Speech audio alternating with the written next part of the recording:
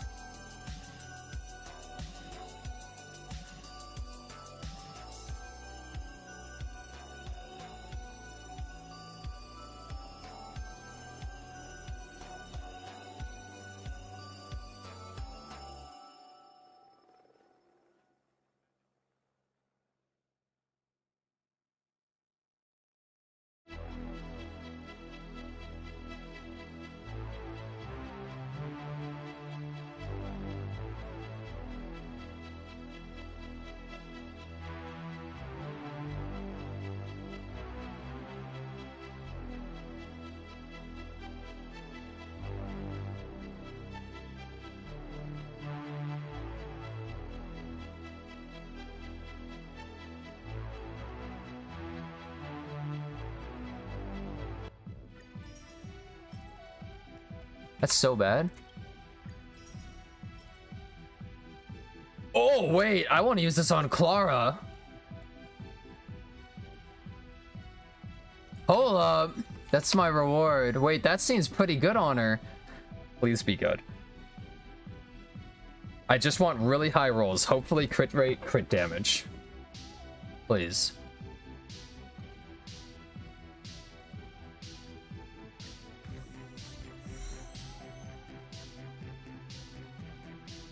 That looks like a crit damage roll, 2 crit rate rolls, and 2 HP roll. Wait, this looks good. I feel like this looks really solid. It might not be like the most god piece ever, but like, bro, this is good.